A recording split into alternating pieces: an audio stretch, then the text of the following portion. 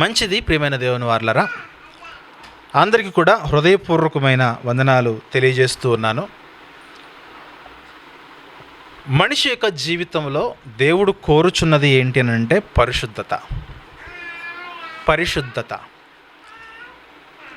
పరిశుద్ధత లేకుండా మనం దేవునికి ఇష్టలుగా బ్రతకడము, పరిశుద్ధత లేకుండా దేవుడు మన వైపు చూడడం అనేది అది జరగదు. పరిశుద్ధత అనేది చాలా ప్రాముఖ్యమైన విషయము. మన ఆత్మీయ జీవితంలో మనలను పరిశుద్ధపరచడానికి దేవుడు ఎంతో ఆసక్తి కలిగి ఉన్నాడు, ఇష్టము కలిగి ఉన్నాడు, కోరిక కలిగి ఉన్నాడు. మనలను పరిశుద్ధపరచడానికి దేవుడు ఎంత ఆసక్తి, ఎంత ఇష్టము, ఎంత తపన, ఎంత కోరిక అయితే కలిగి ఉన్నాడో, మనలను అపవిత్రపరచడానికి సాతాను కూడా అంతే కోరిక, అంతే ఆసక్తి, అంతే తపనతో వాడి పని వాడు చేసుకుంటూ వెళ్ళిపోతున్నాడు. బాగా గమనించండి.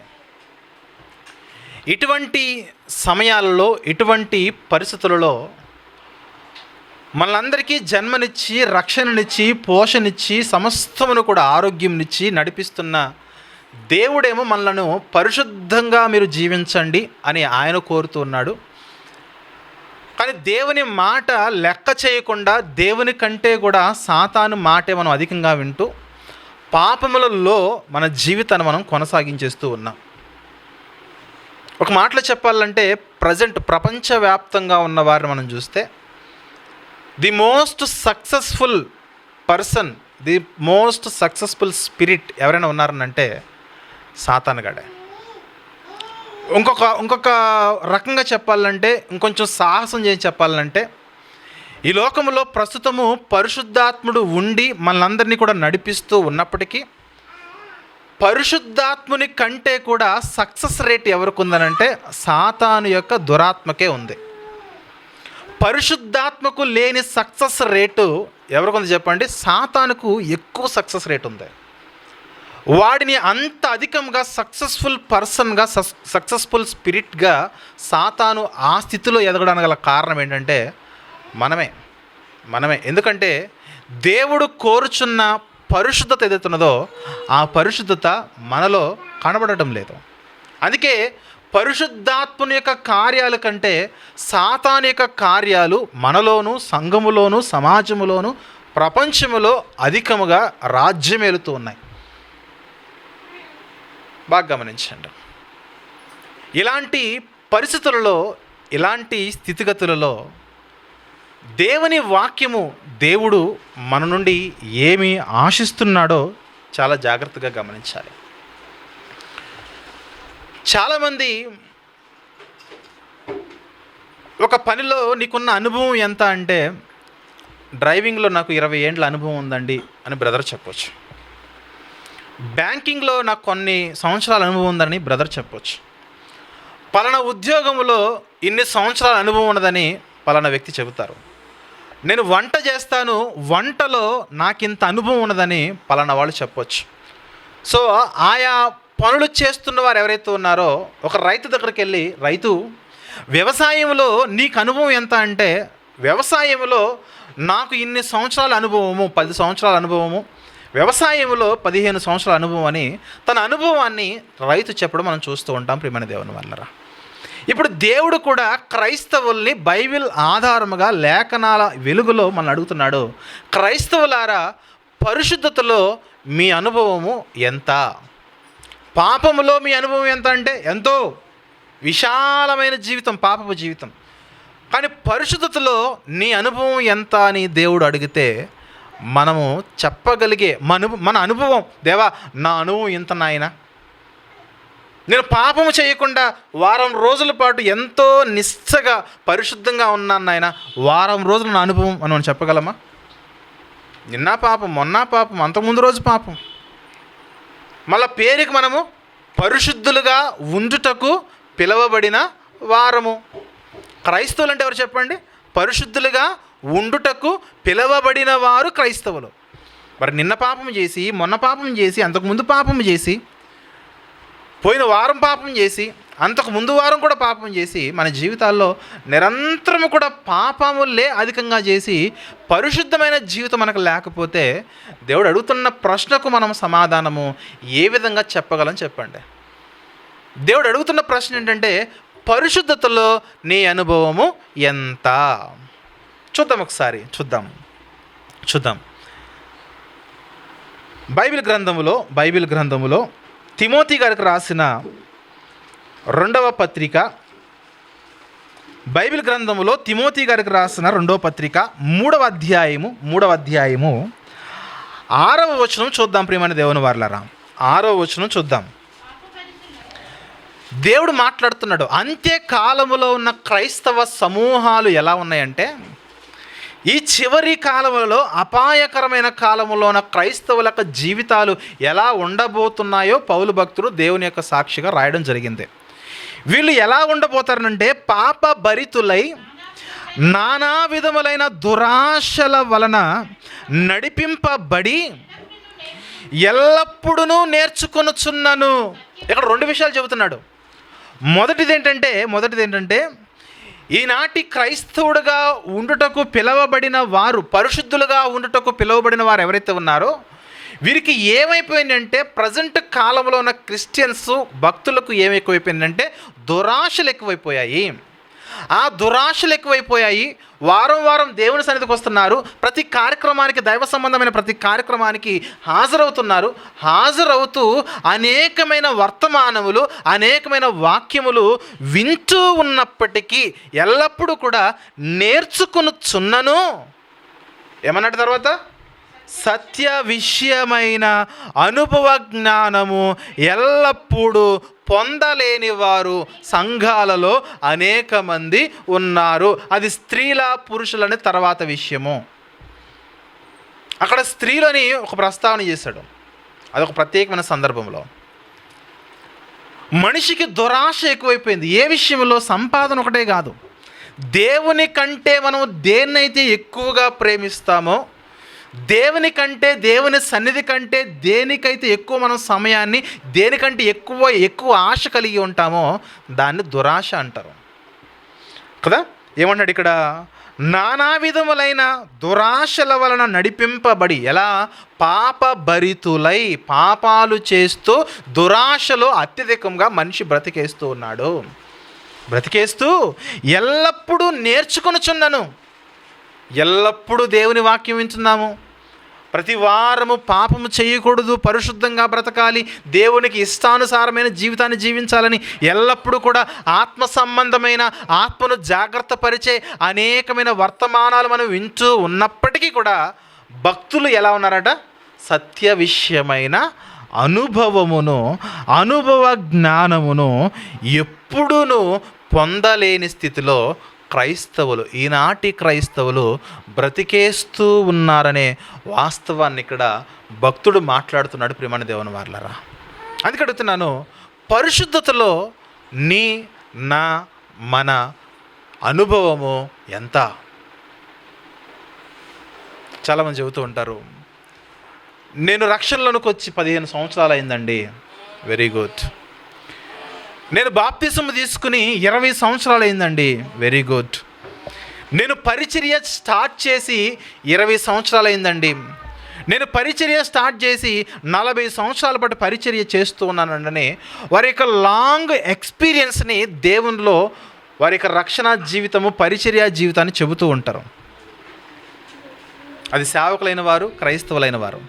ఇప్పుడు మిమ్మల్ని కూడా అడిగితే, మీరు రక్షణ పొంది ఎంతకాలం అయిందని అంటే 5 సంవత్సరాలు అయిందనో, 10 సంవత్సరాలు అయిందనో, 15 సంవత్సరాలు అయిందనో, ఇలా అనేక రకాల నెంబర్స్ మీరు చెబుతారు. నేను రక్షణ పొంది ఇన్ని సంవత్సరాలు అయిందని. దేవుడు అడుగుతున్నాడు, నీవు రక్షింపబడి ఎన్ని సంవత్సరాలు అయ్యింది? రక్షణలో నువ్వు ఎన్ని సంవత్సరాల అనుభవం ఉన్నదని కాదు. ఇక్కడ పరిశుద్ధతలో నీకు ఎన్ని సంవత్సరాల అనుభవము ఉన్నది? పరిశుద్ధమైన ప్రవర్తనలో, పరిశుద్ధమైన భక్తిలో నీకు ఎన్ని సంవత్సరాల అనుభవం ఉన్నదని అడుగుతున్నాడు. సత్య విషయమైన అనుభవ జ్ఞానం అంటే కేవలము వాక్యము నేర్చుకోవడం మాత్రమే కాదు, వాక్యమునకు మనం విధేయులుగా బ్రతికి వాక్యాన్ని మనం వాక్యానికి విధేయులుగా జీవిస్తూ మన జీవితాల్లో పరిశుద్ధతను మనము కొనసాగించేవారిగా ఉండాలి. దేవునికి కావాల్సింది అదేనండి. బాగా బైబిల్ అంతా చక్కగా చదివేసి గొప్ప ప్రసంగాలు చేయడం వల్ల పెద్ద ఒరిగేదేమి లేదు. బైబిల్ని బాగా వివరించడం వల్ల పెద్దగా ఒరిగేదేమీ లేదు. గొప్పగా పాటలు పాడడంలో, నీకు పాటలు పాడడంలో ఎన్ని సంవత్సరాల ఎక్స్పీరియన్స్ ఉందంటే, నాకు పాటలు పాడడంలో ఒక 10 సంవత్సరాల ఎక్స్పీరియన్స్ ఉందండి. వాయిద్యాలు ప్లే చేయడంలో నీ ఎక్స్పీరియన్స్ ఎంతనంటే 15 సంవత్సరాల నుంచి ఈ వాయిద్యాలు ప్లే చేస్తున్నానండి. అంటే చర్చిలో ఏవైతే యాక్టివిటీస్ చేస్తున్నామో వాటిని బట్టి దేవునికి మహిమ వెళుతుందంటే కేవలం ఆరాధనలో మాత్రమే మహిమ వెళుతుంది. కానీ నువ్వు పరలోకానికి వెళ్ళేంత గొప్ప జీవితం నువ్వు సంపాదించుకోవాలంటే భూమి మీద బ్రతుకుతూ ఉన్నంత కాలము పరిశుద్ధతలో ఏం పెరగాలి చెప్పండి? ఎక్స్పీరియన్స్ పెరగాలి. దేవుడు మనకు క్రీస్తు యొక్క రక్తంలో మనల్ని కడిగి నూతన జీవితం ఇచ్చాడు, అంతేగాని మరలా పాత జీవితంలోకి వెళ్ళమని పాత జీవితాన్ని ఇవ్వలేదు. పాత జీవితాన్ని ఇచ్చాడా? పాత జీవితాన్ని ఇవ్వలేదు. పాత జీవితాన్ని తీసివేసి క్రొత్త జీవితాన్ని ఇచ్చాడు, క్రొత్త జీవితం ఇచ్చాడు. ఇప్పుడు ఒక రైతు ఉన్నాడు. రైతు యొక్క వ్యవసాయమును చేసే పద్ధతిని మీరు చూడండి. ఈ 4 రోజుల పాటు 2 నెలల పాటు ఎండాకాలం అయిపోయింది. ఎండాకాలంలో పొలాలు ఎవరు కూడా వేయరు, వరి పైరు ఎవరు వేయరు, వరి నాట్లు ఎవరు వేయరు. ఇప్పుడు ఎలాగో వర్షాలు వస్తున్నాయి, కాలువలు పైనుంచి విదలగానే, నదుల్లోంచి నీళ్లు రాగానే రైతు ఏం చేస్తాడు చెప్పండి? అప్పటి వరకు పట్టించుకొని 2 నెలల పాటు పట్టించుకొని పొలం దగ్గరికి వెళ్ళి చూస్తాడు, నా పొలం ఎలా ఉన్నది, పొలంలో ఏమున్నాయి చెప్పండి? ముళ్ళ కంపలు ఉన్నాయి, చెట్లు ఎదిగిపోయాయి, పిచ్చి మొక్కలు వచ్చేసాయి, రకరకాల కలుపు మొక్కలు ఉన్నాయి, గట్లన్నీ కూడా అటు ఇటు పడిపోయి ఉన్నాయి. అవునా? పైనుంచి ట్రాక్టర్లు వెళ్ళడానికి అవన్నీ కూడా గట్లన్నీ కూడా పాడైపోయాయి. ఈ పరిస్థితి అంతా చూశాడు. ఇప్పుడు రైతు ఏం చేస్తాడు చెప్పండి? నెక్స్ట్ డే పార తీసుకుని, కత్తులు తీసుకుని ఆ ముండ్ల కంపలు కానీ, ముండ చెట్లు కానీ, చెత్త కానీ, అవునా, అంతకు మునుపు మరి కోత కోసిన తర్వాత వరి మోడ్లు ఏవైతే ఉన్నావో ఆ మోడ్లు కానీ అన్నీ పీకేసి చక్కగా పొలాన్నంతా కూడా నీట్గా చేశాడా? నిన్నటి వరకు పాతదిగా ఉన్న ఆ పొలాన్ని ఈరోజు చాలా క్లియర్గా నీట్గా చేసేస్తాడు. తర్వాత నీళ్లు పడతాడు. అవసరమైతే ట్రాక్టర్తో చక్కగా ట్రాక్టర్తో తొక్కిచ్చేస్తాడు. చాలా చక్కగా అద్దం వల్ల దాన్ని మార్చేస్తాడు. అద్దం వల్ల దాన్ని మార్చిన తర్వాత ఏం చేస్తాడు చెప్పండి? ఒకసారి చూస్తాడు పొలం ఎలా ఉన్నది, ఈ పొలంలో నాటడానికి ఇది అనుకూలమేనా అని చూస్తాడు. తన మనసుకు ఇది అనుకూలమే అని అనిపించేంత వరకు దాన్ని చక్కగా నీట్గా చదును చేసే ప్రాసెస్ చేస్తాడు. చదును అయిపోయింది తర్వాత నారు తీసుకొచ్చి నాటేస్తాడు. నాటేసిన తర్వాత మరలా 10-15 రోజులకి మరలా ఏమొస్తాయి చెప్పండి? కలుపు మొక్కలు వస్తాయి. వస్తాయా? కలుపు మొక్కలు రాకుండా ఉంటాయా? కలుపు మొక్కలు కంపల్సరీ వస్తాయి. ఇప్పుడు కలుపు మొక్కలు వస్తున్నప్పుడు ఏం చేయాలి మరి చెప్పండి? కలుపు మొక్కలు వచ్చిన వెంటనే ఆ కలుపు మొక్కను మనము తీసివేయాలి. కలుపు మొక్కను మనం ఎల్లప్పుడూ కూడా తీసివేయాలి. ఆత్మీయ జీవితంలో కూడా అంతే. మనం ఒక్కసారి రక్షణ పొంది మన జీవితము తెల్లగా పరిశుద్ధపరచబడిన తర్వాత అనతి కాలంలో సాతాను యొక్క శోధనల వల్ల, సాతాను వల్ల అనేక రకాలుగా శోధించడం వల్ల మనలో కలుపు విత్తనాలు నాటడం వల్ల ఆ కలుపు మొక్కలు చిన్నగా ఎదగడం ప్రారంభమవుతాయి. ఎప్పుడైతే కలుపు మనలో ప్రారంభమైందో ఆ కలుపును మనం ఏం చేయాలి? ఒక్కొక్క దాన్ని పెరికి వేయాలి. పర్లేదులే 2 మొక్కలుంటే ఏమవుతుంది అనుకుంటాడా? రైతు అనుకోడు. ఎందుకంటే ఆ 2 మొక్కలకి విత్తనాలు వచ్చినాయి అనుకోండి, మరలా పొలం అంతా స్ప్రెడ్ అయిపోతాయి. అందుకే కలుపు మొక్క పంట పొలంలో ఉండడానికి రైతు ఏమాత్రం కూడా ఇష్టపడడు. ఏ రైతు? కష్టపడే రైతు, భూమిని నమ్ముకున్న రైతు. అవునా?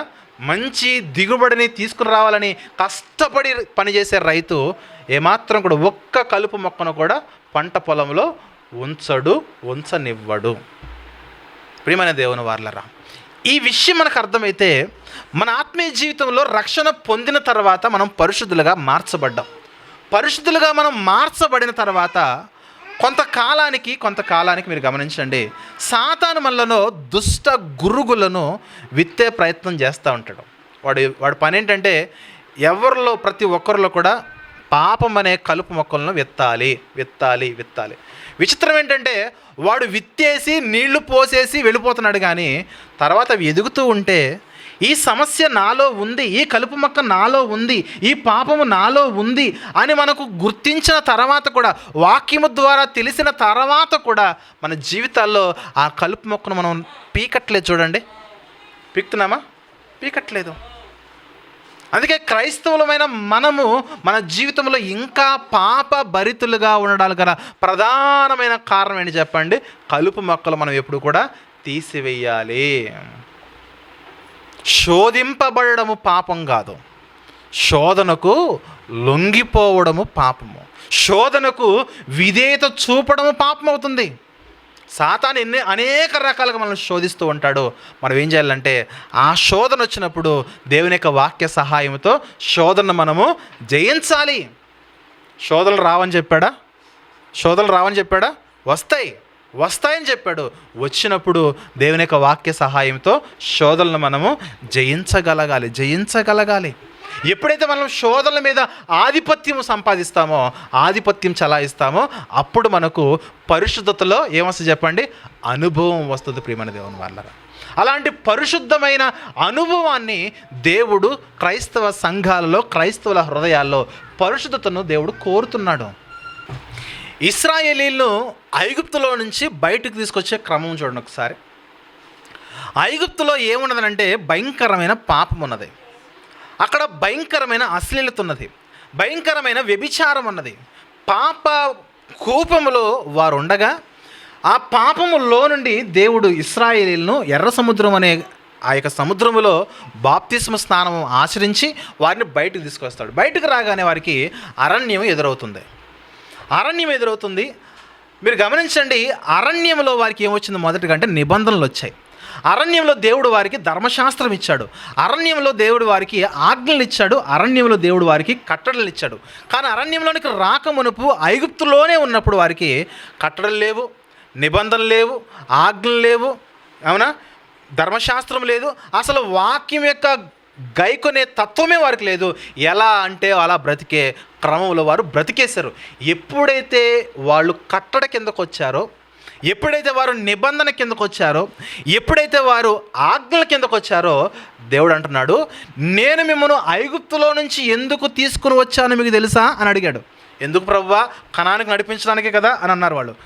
కాదు, కనానుకు నడిపించడం అనేది తర్వాత విషయము. ముందు మిమ్మల్ని నేను పరిశుద్ధులుగా మార్చడానికి తీసుకొచ్చాను. ఐగుప్తులో నుంచి ఇశ్రాయేలు బయటకు ఎందుకు వచ్చారు అని అంటే, ఐగుప్తులో పాపం ఉన్నది. ఆ పాపంలో ఉన్న వారిని పరిశుద్ధులుగా మార్చడానికి ఎర్ర సముద్రంలో వారిని కడిగేసి బయటకు తీసుకొచ్చి నిబంధనలు ఇచ్చాడు. ఈ నిబంధనల ప్రకారంగా మీరు బ్రతకండి అన్నాడు. చూద్దాం ఒకసారి. లేవియాకాండము 11వ అధ్యాయము, లేవియాకాండములోని 11వ అధ్యాయము 45వ వచనం చదువుదాం ఒకసారి. 45వ వచనం చూస్తే, లేవియాకాండములో 11వ అధ్యాయము 45వ వచనంలో, నేను మీకు దేవుడనై యుండుటకు ఐగుప్తు దేశములో నుండి మిమ్మును రప్పించిన యెహోవాను నేను. ఎందుకు చెప్తున్నాడు అక్కడ? నేను మీకు దేవుడిగా ఉండాలని మిమ్మల్ని నేను ఐగుప్తులో నుంచి బయటకు తీసుకొచ్చాను. ఎందుకంటే నేను పరిశుద్ధులను గనుక మీరు పరిశుద్ధులు కావాలి. ఐగుప్తులో నుంచి ఇశ్రాయేలు బయటకు రావడం గల ప్రధానమైన కారణం ఏంటంటే వీళ్ళందరినీ కూడా పరిశుద్ధులుగా మార్చడానికి. ఈరోజు ప్రజెంట్ క్రిస్టియన్స్ని చూడండి, ప్రజెంట్ క్రైస్తవులను చూడండి. ఈనాటి క్రైస్తవులు ఐగుప్తులో నుంచి బయటకైతే వచ్చారు, కానీ అరణ్యంలో చిక్కుకుని పోయారు. అరణ్యములో ఏమున్నది? అరణ్యంలో దురాశ ఉన్నది. అరణ్యంలో దేవుడు వారికి మన్నా ఇచ్చి పోషిస్తూ ఉంటే వీళ్ళు ఏమడిగారు చెప్పండి? దురాశతో మాకు చేపలు కావాలి, మాంసము కావాలి, తెల్లగడ్డలు కావాలి, ఉల్లిగడ్డలు కావాలి, దుంపలు కావాలి అని రకరకాలుగా దేవుడిని శోధించారు. మరలా చెబుతున్నాను, వారు మాంసమును చేపలను కూరలు అడగడం తప్పు కాదు. వాళ్ళు చేస్తున్న తప్పు ఏంటంటే, దేవుడు ఏ మన్నా అయితే ఇచ్చాడో ఆ మన్నాతో వారు సంతృప్తి పడలేదు. అది తప్పు. Not this point. అంటే దేవుణ్ణి ప్రభా మాకు మాంసం కావాలి ప్రభా అని అడగడం తప్పు కాదు. ఆ మాంసం అడిగే కంటే ముందు దేవుడిచ్చిన మన్నా ఉంది చూసారా, మన్నాతో వారు సంతృప్తి పడకుండా మన్నాను వారు విసర్జించి మన్నాను పారేస్తున్నారు. అది తప్పు. అదేంటంటే దేవుడు అడిగితే చంపేస్తాడంటే అడిగితే చంపడు. ఆయన ఇచ్చిన దాంతో నువ్వు సాటిస్ఫై అవ్వలేదు. అరణ్యంలో వాళ్ళందరూ చచ్చిపోవడానికి గల కారణం ఏంటంటే దేవుడిచ్చిన దాంతో వారు సంతృప్తి చెందలేదు. కానీ దేవుని యొక్క ప్రణాళిక ఏంటి? పాపములో ఉన్న ఐగుప్తులో వాళ్ళందరినీ బయటికి తీసుకురావాలి, అరణ్యంలో వారిని పరిశుద్ధులుగా మార్చాలని దేవుడు వారికి కట్టడలు, నిబంధనలు, వాక్యం ఇస్తే వారేమైపోయారు? పాపులైపోయారు. ఘోరమైన పాపులైపోయారు, భయంకరమైన పాపులైపోయారు. చివరికి ఏమైపోయారు చెప్పండి? పిట్టల కంటే దారుణంగా అందరూ కూడా రాలిపోయారు. ఎన్ని లక్షల సైన్యం అయితే వచ్చిందో అంతమంది యెహోషువ, కాలేబులు తప్పిస్తే మిగిలిన వారందరూ కూడా అరణ్యంలో చచ్చిపోయారు. వ్యభిచారం వల్ల చచ్చిపోయారు, తిండి వల్ల చచ్చిపోయారు, దురాశ వల్ల చచ్చిపోయారు, దేవుని మాట వినకపోవడం వల్ల చచ్చిపోయారు, దేవుడు కోరిన ఆరాధన కాకుండా వేరొక ఆరాధన చేస్తే చచ్చిపోయారు. దేవుడు నిలబెట్టిన సేవకుని కాకుండా తమ సొంత స్థితిలో వారే హెచ్చించుకున్నా సరే వారు చచ్చిపోయారు. అర్థమవుతుందా?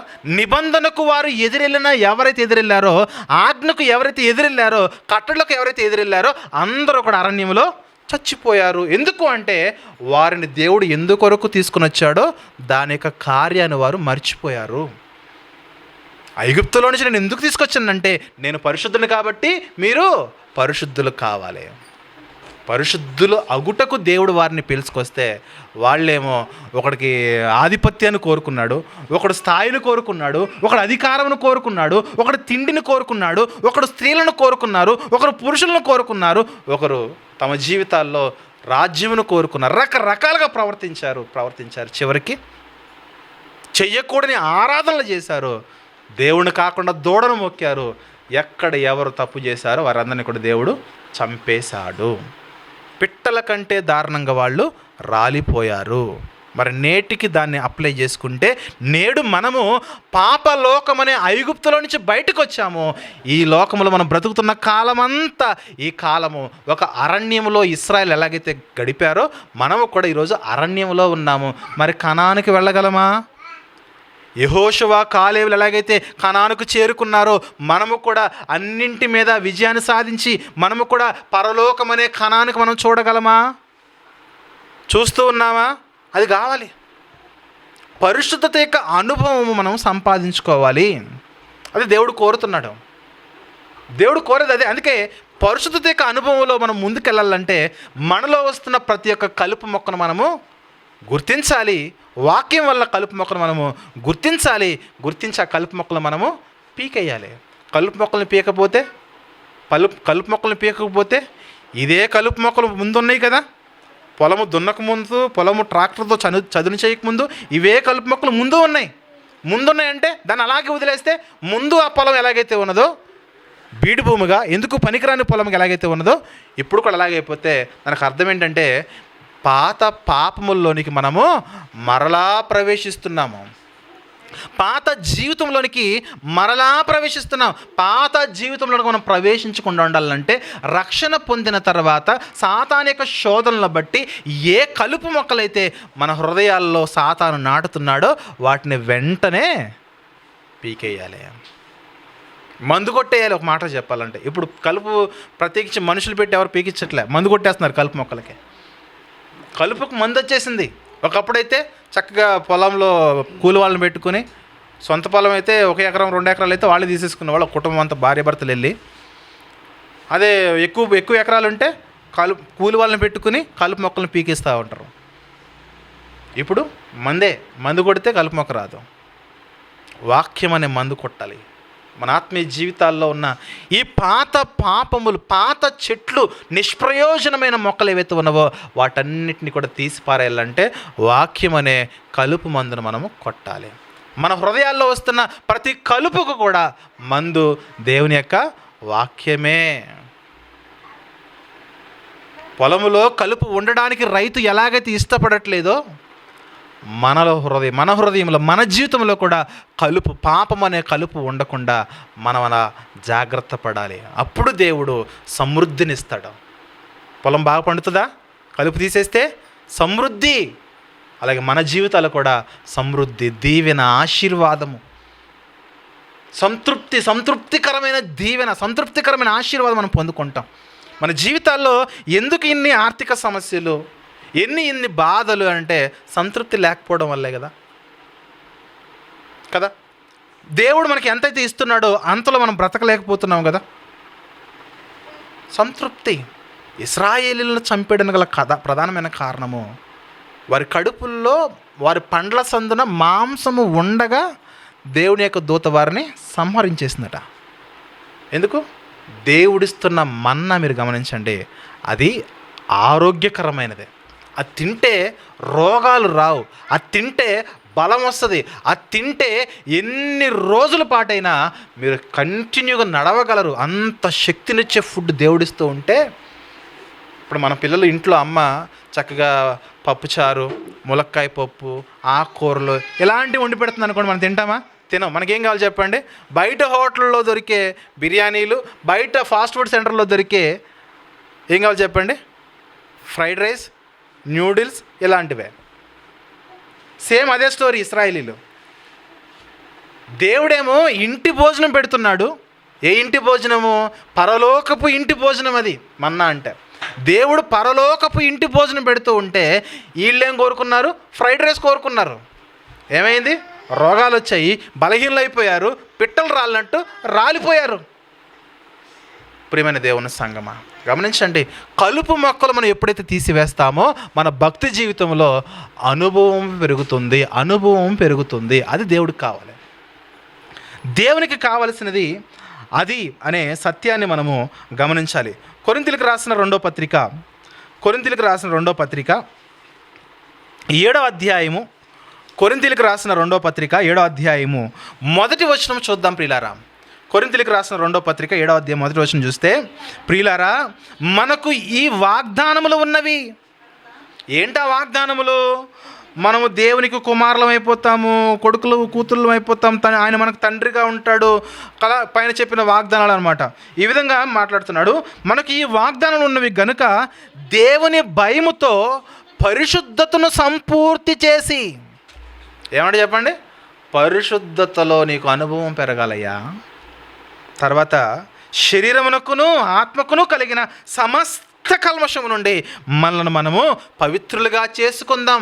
ఎప్పుడైతే సమస్త కల్మషం అంటే ఒక్క కలుపు మొక్క కూడా మనం లేకుండా ఎప్పుడైతే మనలో నుండి ఈ పాపం అనే కలుపు మొక్కలు మనం పీకేస్తామో శరీరానికి ఆత్మకు ఉన్న దరిద్రం అంతా పోతుంది. మనం పరిశుద్ధతలో మన పర్సంటేజ్ పెరుగుతుంది, పరిశుద్ధతలో మన స్థాయి పెరుగుతుంది, పరిశుద్ధతలో మన అనుభవం పెరుగుతుంది. ప్రియమైన దేవుని వర్లారా, పరిశుద్ధతను మీరు సంపూర్తి చేయాలయ్యా. పరిశుద్ధతను మీరు ఏం చేయాలి? సంపూర్తి చేయాలంటున్నాడు. కానీ పాత పాపముల్లో తిరగండి అంటున్నాడా? పాత పాపాలు చేయమంటున్నాడా? చేయలేదు. ఇశ్రాయేలీయులు ఎందుకు చచ్చిపోయారనంటే పాత జీవితాలను కోరుకున్నారు, పాత తిండిని కోరుకున్నారు, పాత సుఖాలను కోరుకున్నారు. అవునా? పాత జీవితంలో వారికి ఏవేవి ఉండేయో ఆ దరిద్రాన్ని అంతా మరలా కోరుకుంటే పోయి ఎవరి దగ్గరకు వచ్చి అడిగారు? పరిశుద్ధుడైన దేవుని దగ్గరకు వచ్చి అడిగారు. మాకు అది బాగుంది. చాలా సందర్భాలు అన్నమాట, మోషే నీ అండర్లో మేము వెళ్ళడం కంటే ఐగుప్తుకి వెళ్ళిపోవడమా మాకు మేలు, ఇక్కడ చావడం కంటే ఐగుప్తు మాకు మేలు, ఇక్కడ చావడం కంటే ఈ మోషే కంటే మాకు ఫరో మేలు అనుకున్నారు వారు. ఈ దేవుడి కంటే దూడ మేలు అనుకున్నారు. జనులు తిండి, తాగడము, ఆడడము ఇదే పనితో ఉన్నారు, దేవుణ్ణి విసర్జించేశారు.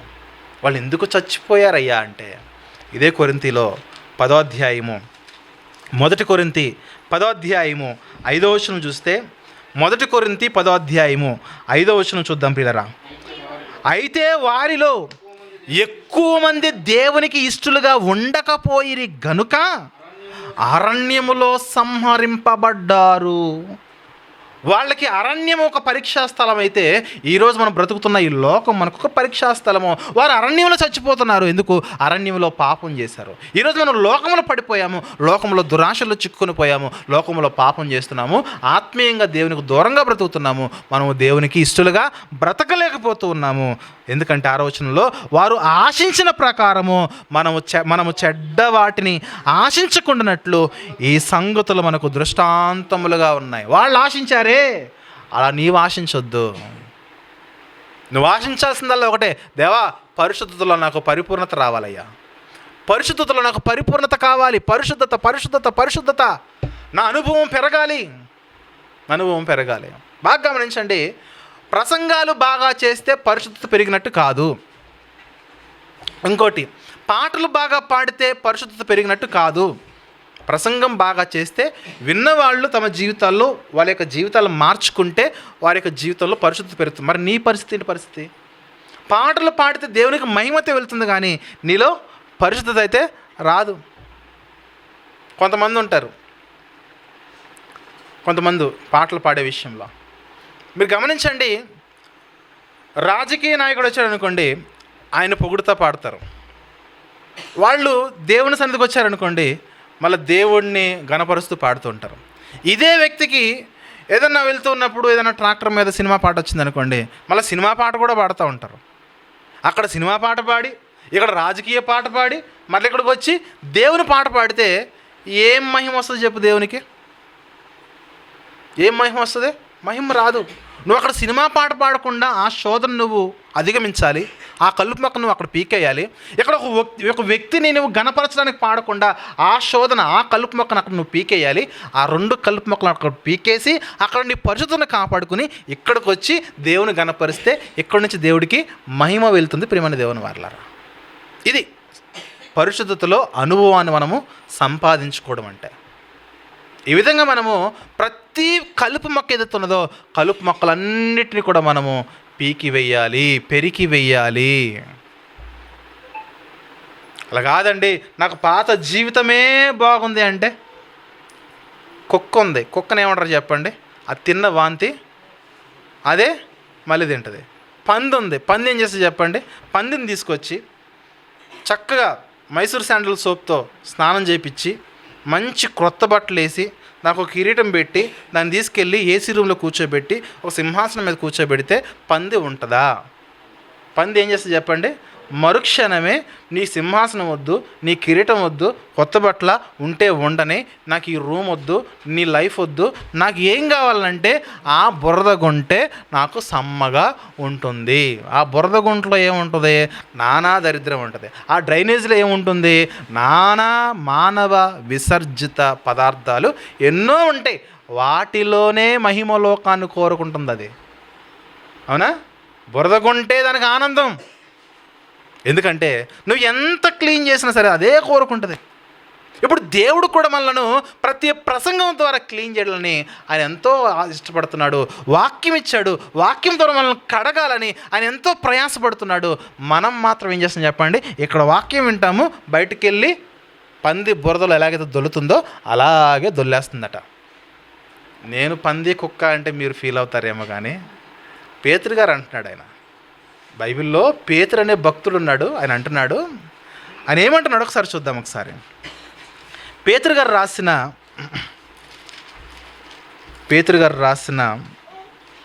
రెండవ పత్రికలో 2వ అధ్యాయము 20వ వచనం చూద్దాం. ఒకసారి 20, 21, 22 వచనాలు చూద్దాం.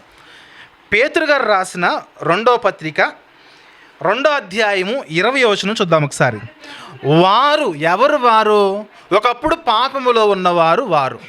వీరు ఎవరు అంటే, ఒకప్పుడు పాపములో ఉంటే వారి మాలిన్యాలన్నీ తీసివేసి పరిశుద్ధులుగా మార్చబడిన వారు.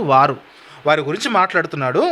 వారు ప్రభువును రక్షకుడైన యేసుక్రీస్తు విషయమైన అనుభవ జ్ఞానము చేత ఈ లోక మాలిన్యమును తప్పించుకొనిన తర్వాత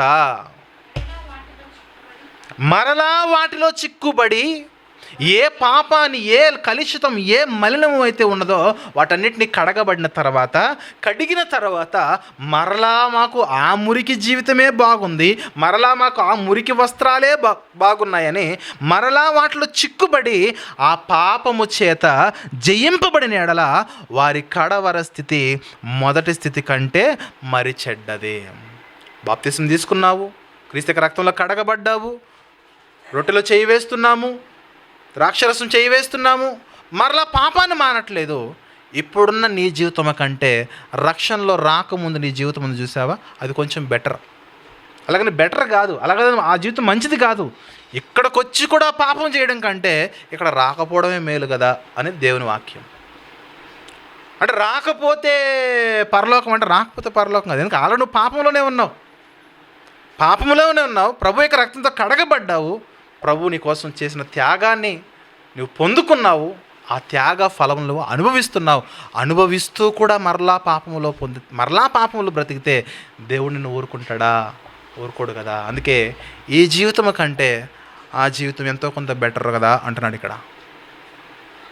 తర్వాత 21వ వచనం చూస్తే, వారు నీతి మార్గమును అనుభవపూర్వకముగా తెలుసుకొని కదా. యేసుక్రీస్తు మార్గం అంటే ఏంటి? పరిశుద్ధంగా బ్రతకాలి, మంచి భక్తిలో ఉండాలి, మంచి యథార్థతలో ఉండాలి, మంచి ఆరాధనలో ఉండాలి, మంచి సువార్థీకరణలో ఉండాలి, మంచి దాతృత్వంలో ఉండాలి. ఈ విధంగా పరిశుద్ధ జీవితం ఏదైతున్నదో, నీతి మార్గం ఏదైతున్నదో, దేవుడు పరలోకానికి వేసిన ఏకైక మార్గము యేసుక్రీస్తు మార్గం ఏదైతున్నదో ఆ మార్గము గురించి చక్కగా అనుభవపూర్వకముగా నీవు తెలుసుకుని, ఈ మార్గం పట్ల నీకు అనుభవం ఎంతో ఉన్నది. పరలోకం వెళ్ళాలంటే ఏం చేయాలంటే ఎలా బ్రతకాలి అనే దాని గురించి నీకు చాలా అనుభవం ఉన్నది, కానీ క్యారెక్టర్ దగ్గర నీకు అనుభవము ఫెయిల్ అయిపోతుంది. ఇక్కడ అంటున్నాడు, నీతి మార్గంలో నీకు అనుభవం ఎక్కువ ఉంది, అనుభవపూర్వకముగా తెలుసుకుని తమకు అప్పగించబడిన పరిశుద్ధమైన ఆజ్ఞ నుండి తొలగిపోవుట కంటే ఆ మార్గము అనుభవపూర్వకముగా తెలియక యుండుటయే వారికి మేలు. నువ్వు తెలుసుకుని పాపాలు చేసి ఇంకా దేవునికి అవమానకరంగా బ్రతకడం కంటే తెలియకుండా సాదాసీదాగా లోకంలో ఉంటే మేలు కదా నీకు. తెలుసుకున్న తర్వాత కూడా ఇంకా ఇన్ని పాపాలా, తెలుసుకున్న తర్వాత కూడా ఇన్ని దొంగతనాలా, తెలుసుకున్న తర్వాత కూడా ఇంత నమ్మక ద్రోహమా, ఇంత మోసమా, ఇంత అబద్ధమా నీ జీవితము, ఇంత వ్యభిచారమా, ఇంత అశ్లీలత, ఇంత పాపమా నీ జీవితము, తెలిసిన తర్వాత కూడా తెలియక ఉంటే బాగుండు కదా అంటున్నాడు ఇక్కడ. ఎందుకు పేతురు తెలుసుకున్నాము తర్వాత మారుతాంలే అంటే, ఏం మారింది? కుక్కే మారలు, నువ్వెక్కడ మారుతావు? పందే మారలు, నువ్వెక్కడ మారుతావు అంటున్నాడు ఆయన. కుక్క ఏం చేస్తుందట 22వ వచనంలో, కుక్క తన వాంతికి తిరిగినట్లు కడగబడిన పంది బురదలో దొల్లుటకు మళ్ళినట్లు అను నిజమైన సామెత చొప్పున వీరికి సంభవిస్తుంది కదా. సత్య విషయము గురించి, నీతి మార్గము గురించి ఎంత అనుభవపూర్వకముగా వారికి తెలిసినా సరే క్యారెక్టర్లో పరిశుద్ధత రావట్లేదయ్యా. దేవుడికి కావాల్సిందేంటి? క్యారెక్టర్లో పరిశుద్ధత కావాలి. పరిశుద్ధతలో అనుభవం పెరగాలి. అదేంటి? ఒకప్పుడు పాపాలు ఉన్నాయి, పాపాలు తీసివేయబడ్డాయి. అది కేవలము క్రీస్తు యొక్క కృప వల్ల నీకు అది సాధ్యమైంది. కృప చేత నువ్వు రక్షింపబడ్డావు, కృప వల్ల నువ్వు రక్షింపబడ్డావు. రక్షింపబడిన తర్వాత ప్రభు యొక్క రక్తంలోకి వచ్చిన కడగబడిన తర్వాత, రక్షణ పొందిన తర్వాత నీ పరిశుద్ధ జీవితాన్ని నువ్వు కంటిన్యూ చేయాలిగా. పరిశుద్ధ జీవితాన్ని కంటిన్యూ చేయకుండా మరలా పాత పాపాల్లో వెళ్తున్నావేంటి? పాత పాపాలు వద్దు. పాత పాపాలు చేస్తే పరిశుద్ధతలో నీ అనుభవం అంతా బూడిదలో పోసిన పన్నీరే. నువ్వు చెప్పిన వాక్యం వేస్ట్ అయిపోతుంది. నువ్వు చెప్పిన వాక్యం నీ జీవితంలో నెరవేరట్లేదు. నువ్వు పాడిన పాట అది ఎందుకు ప్రయోజనకరం? నువ్వు చేసిన ప్రార్థన అది ప్రయోజనకరం కాదు. భక్తి జీవితంలో నువ్వు వాయిద్యాలు అది వేస్ట్గా. నువ్వు దేవుని కొరకు ఏదైతే చేస్తున్నాను అనుకుంటున్నావో, నీ ప్రవర్తన, నీ పరిశుద్ధతలో నీ అనుభవం సరిగా లేకపోతే, నువ్వు దేవుని కొరకు నువ్వు ఏదైతే చేస్తున్నావో అదంతా కూడా వృధా. నువ్వు ఇచ్చిన కానుక వృధా. నువ్వు ఇచ్చిన కానుక వల్ల ఆ పాస్టర్ గారికి ఎంతో మేలు జరుగుతుందేమో కానీ దేవుడికి మేలు జరగదు. చూడండి, భక్తి జీవితంలో, క్రైస్తవ జీవితంలో మనం ఏ ఏ కార్యాలు అయితే చేస్తున్నామో, అది పాట పాడడమా, వాక్యం చెప్పడమా, లేదంటే ప్రార్థన చేయడమా, వాయిద్యాలు ప్లే చేయడమా, సంఘములో పరిచర్యన, సువార్తన, ఇంకేదని ఎవరికైనా దానం చేయడమా, ఏదైనా సరే దేవుని పేరిట దేవుని మహిమార్థం ఏదైతే చేస్తున్నామో అవన్నీ కూడా ఘనముగా దేవుడు అంగీకరించాలంటే మన జీవితం ఎలా ఉండాలి చెప్పండి? హోలీ, హోలీ, హోలీ. ఆ పరిశుద్ధత మనకు రావాలి. ఆ పరిశుద్ధత మనకు రావాలి. ఈరోజు సండే స్కూల్ పిల్లలకి అదే చెప్పాను. హోలీ గాడ్, దేవుడు పరిశుద్ధ దేవుడు. హోలీ క్రైస్ట్, యేసుక్రీస్తు వారు పరిశుద్ధ క్రీస్తు. హోలీ స్పిరిట్, పరిశుద్ధ ఆత్మ. హోలీ బైబిల్, పరిశుద్ధ గ్రంథము. హోలీ చర్చ్, హోలీ చర్చ్ అంటే పరిశుద్ధ సంఘము. హోలీ స్క్రిప్చర్ అంటే పరిశుద్ధ వాక్యము. ఇదిగో హోలీ గాడ్ని, హోలీ క్రైస్ట్ని, హోలీ స్పిరిట్ని, హోలీ బైబిల్ని, హోలీ చర్చ్ని, హోలీ స్క్రిప్చర్ని అంటే హోలీ వర్డ్, వాక్యాన్ని మీరు ఉపయోగించుకుంటే మనం ఏమవుతాం చెప్పండి? హోలీ మ్యాన్ అవుతాం. పరిశుద్ధ జీవితాన్ని మనం పొందుకుంటాం. దేవుని పరిశుద్ధులుగా మనము మార్చబడతాం. దేవునికి కావాల్సిందే హోలీనెస్, పరిశుద్ధత. ఏమంటారు చెప్పండి? బైబిల్లో ఏమంటారు చెప్పండి? హోలీ బైబిల్, హోలీ బైబిల్, పరిశుద్ధ గ్రంథము. ఈ గ్రంథము మనల్ని కోరేది ఇదే. ఈ గ్రంథాన్ని మనం చేతిలో పట్టుకుని వస్తాము, ఇంటికి తీసుకెళ్తాము, ఇంటికి పట్టుకొస్తాము, ఇంట్లో పెట్టుకుంటాము, ప్రతిరోజు చూస్తాము.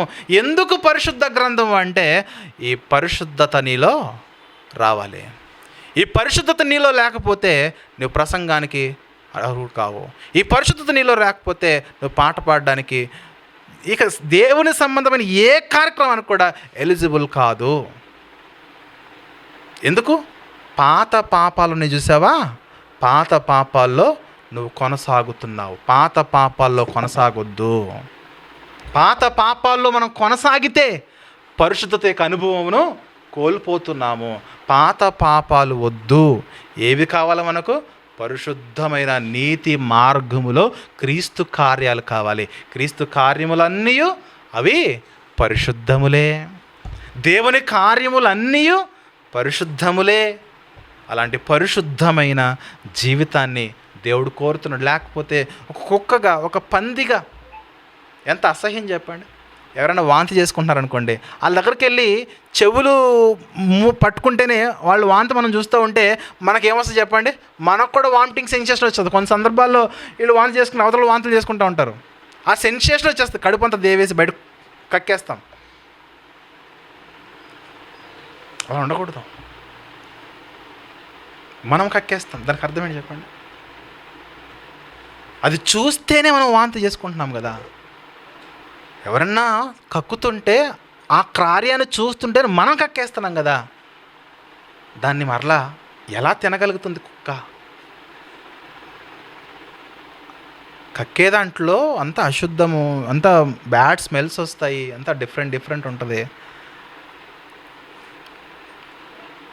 దాన్ని మరలా తినడం అంటే ఎంత అశుద్ధం చెప్పండి.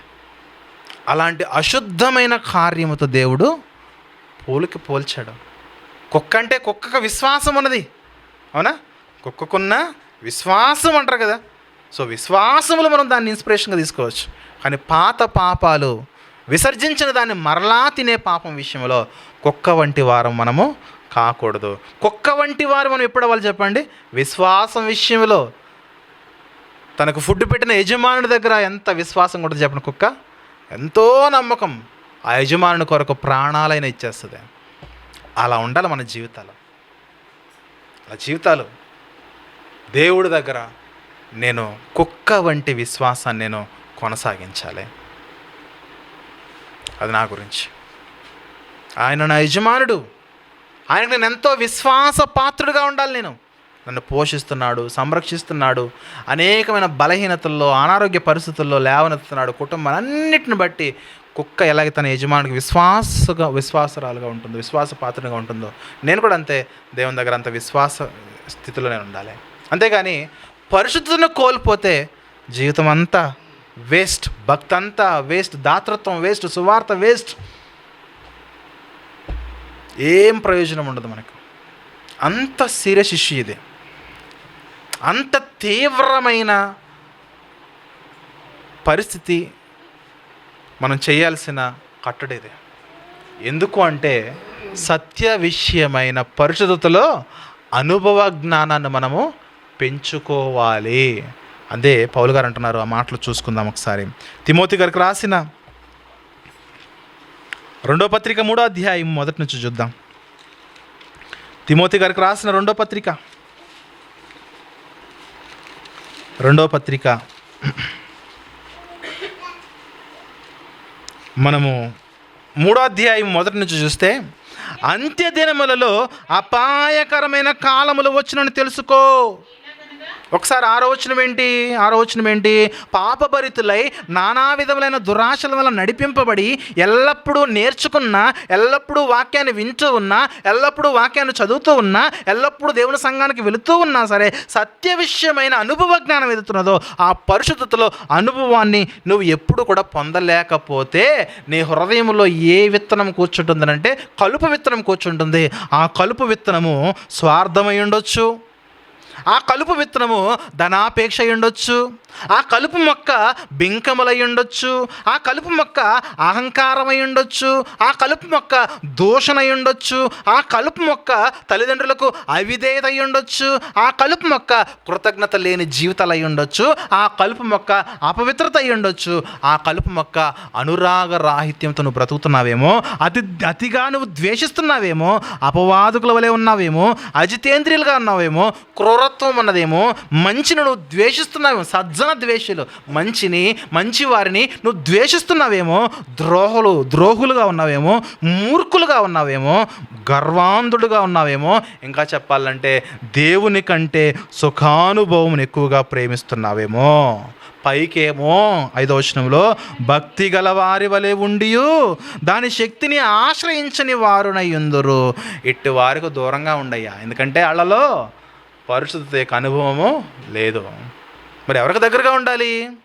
ఎవరిలో అయితే పరిశుద్ధత యొక్క అనుభవం వారికి ఉంటుందో ఆ అనుభవంలో ఉండాలి.